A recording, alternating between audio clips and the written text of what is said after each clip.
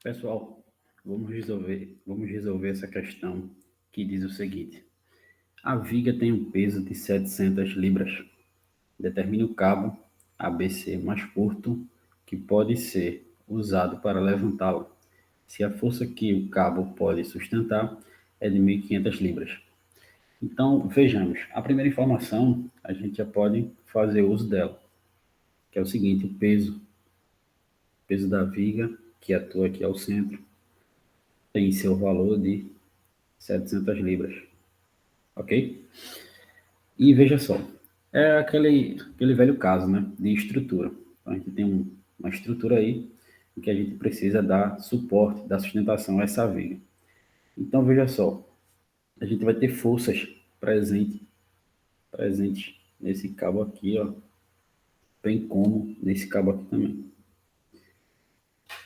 Essa força aqui nesse cabo a gente chama de FAB e essa aqui a gente chama de FBC. Mas veja só, se a força está inclinada nesse ângulo θ, que eu não sei, eu preciso decompor essa força. Sempre que ela tem um ângulo ali, ela está inclinada, eu preciso obter seus componentes. E no caso aqui eu vou ter uma componente na horizontal, FAB, que atua em X, bem como uma força na vertical, FABY. Do mesmo modo, aqui a força FBC vai ser FBC em Y e FBC em X. Então agora eu posso fazer uso das equações da estática, que vai trazer para mim a garantia do equilíbrio na estrutura. Então, vamos lá.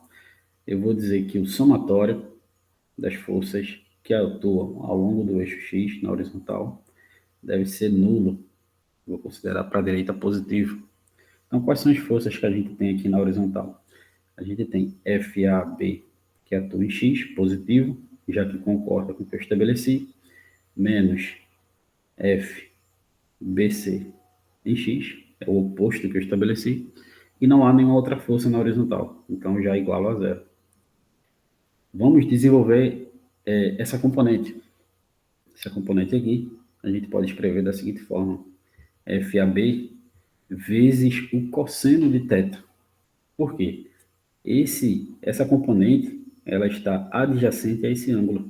Se você formar um ângulo aqui, um triângulo retângulo, você percebe isso, beleza? Então vai ser cosseno de θ menos FBC, também cosseno. Observe que ele está adjacente aqui, cosseno de θ. Tanto de um lado quanto do outro, o ângulo acaba sendo o mesmo, igual a zero. Então, eu posso dividir toda a equação por cosseno de θ.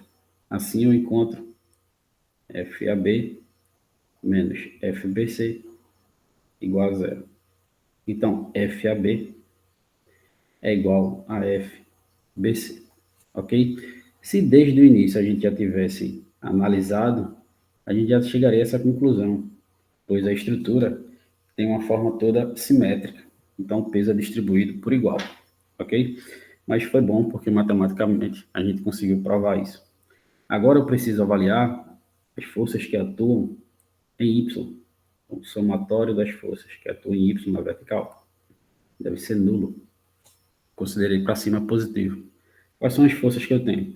Então eu costumo olhar da esquerda para a direita, para que não haja nenhuma confusão ou eu esqueça alguma dessas forças. Então vamos avaliar da esquerda para a direita.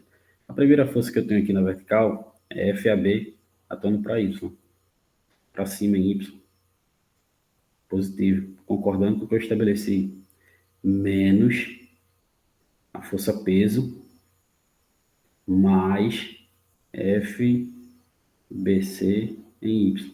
Como não há mais nenhuma força na vertical, é igual a zero. Continuando aqui, vou desenvolver aqui essa componente. Vai ser FAB, agora vai ser seno de θ, por quê? FAB, ela atua aqui, ó, em frente, oposto ao θ. Então, é seno de θ, menos o peso, mais FBC vezes também seno de θ. Observe aqui, ele está oposto, seno de θ igual a zero. Note que FAB e FBC são iguais, então eu posso já resolver isso. Eu posso dizer que, por exemplo, eles são igual a um valor de tração aqui, ou eu já posso pegar a informação dada no enunciado, que ele diz que o cabo deve sustentar uma força aqui de 1.500, ok? Então, a força presente no cabo já é de 1.500. Eu vou escrever um T apenas a título de registro. Então, tanto o FAB quanto o FBC, eu vou dizer que é igual a tração. FAB é igual a FBC, que é igual a uma tração qualquer. Estou chamando só para facilitar a compreensão. Então, eu vou dizer que FAB vale uma tração, seno de θ, mais FBC também, a tração, vezes o seno de θ, é igual ao peso. Está com negativo, após a igualdade ficou positivo.